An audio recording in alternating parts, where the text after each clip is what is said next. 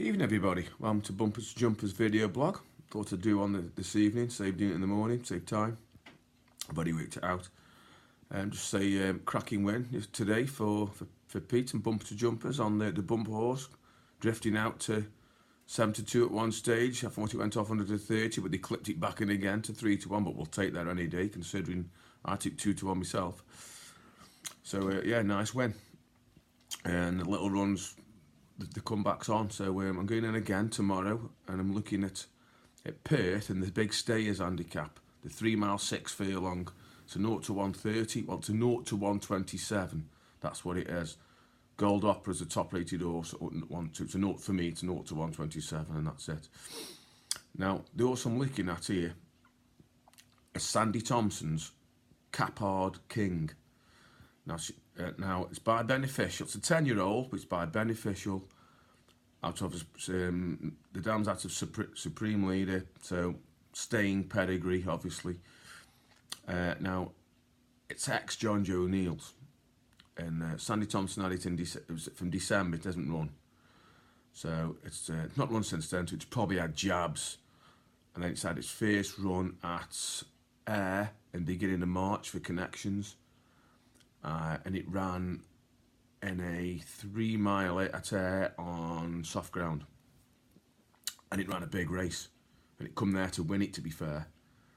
And furlong out, just the Brian Hughes horse, which was Glittering Love, he was on. He was very strong in the saddle, you know, he made sure that was going to win. It was fit, and Capard King just couldn't get to him in the end. But I definitely needed a run. So it ran a big race, to be fair.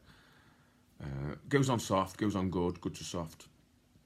So, you know, it was encouraging for a 10-year-old. Encouraging start, considering it's not run for 3 months. So, and anyway, a few weeks later, it's then ran at Kelso, in a 0 to 145, the Class 2, a few weeks ago. I watched it. And that was over 3 mile 2 furlong on good ground. And again, it was running a great race until it was jumping, pinging its fences, up there the lead, first, second, and then it seemed to jail to do something, or just blunder a bit. It didn't look serious, but it was enough to unbalance Rachel McDonald, and she come off it after the 13th, which was a shame. Now, it would have been in the shake-up, the way it was travelling. You'd have thought, you know, it was going to be in the 3. Now, the 5th place horse, it reopposes that one today, which is Gold Opera, which ended up 9.5 lengths back in 5th in that race. So I'd like to think that Capard King would have been in front of that one, to be fair.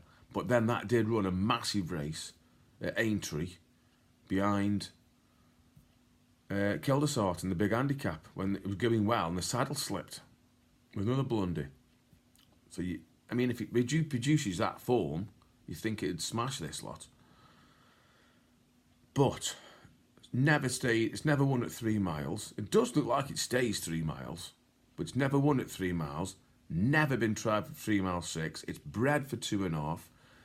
The Connections and all the quotes I've found have all said it's best at 2.5, but obviously it does stay further on that evidence. But it's not. I'm not with. It's not with. You know, I'm not taking that risk. You know, its best trip has been 2.5 miles. Its best figures are to go up to 3 mile 6. Take some doing. If it does, fine. But our boy, Capard King, stays no problem. He don't mind any ground, so it's give showers out. Had showers today, showers tomorrow. If it goes good to soft, fine, probably better. One on good, one on soft, one over 3 miles 2. You know, up to 139 each day. It hasn't won for a couple of years, so I'm taking a chance. But obviously, Connections have persevered with it, and they think, you know, they won't be persevering unless they think it's got a chance. And you know, it's been unlucky on its last run in a very good race, and then on its first run back, had an encouraging first run back since December. So it has got ability. He's down to 118 now, when he was 139 with John Joe. So he's on a very workable mark. Oh, by the way, in the last 2 runs it's had also for new connections, it started favourite. One of them was a 7-2 favourite, and then there were time the Kelso run it was 7-4 when it was going well. So that's very encouraging. So it runs here tomorrow. Well, you'll get this tomorrow morning, but it runs at Kelso. It runs at Perth in the 4:15, and like I say, Henry Brook in the saddle. So that's serious, and I think it's got a good chance. Now, it's not like I say. I think it's 3 years this month since it's won, so we are taking a chance. But connections think it's worth a chance. It will definitely have no stamina issues. Been in good company. It's still in good form. It's down to 0 to 127 tomorrow. So this is its chance. If it's going to win another one in its career, it's going to be tomorrow. It's 6 to 1. Great price. I think it's worth a 1 point each way to find out.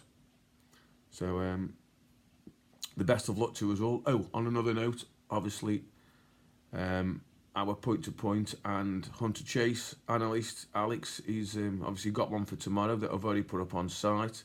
That's under the selections. So have a look at that for tomorrow. And 1 point win on this one. That's Caphard King, 4:15 Perth in the Stayers. With most firms, don't take you shouldn't get don't take less than 5s. You'll make sure obviously you got best odds guaranteed. And good luck to us all. Let's hope this run continues. I know I'm taking a chance of this one, but it just seems that all connections are persevering with it. It's down to a great handicap mark. They've got a serious jockey on it. They must, it's been unlucky the last 2 times. Started favourite. They must think there's a win in it. So we've never backed it before. We're losing nothing. So let's go on at 6 to 1, and hope it goes in. Okay then. Thanks for listening. Best of luck to us all. Speak to you soon. Bye bye.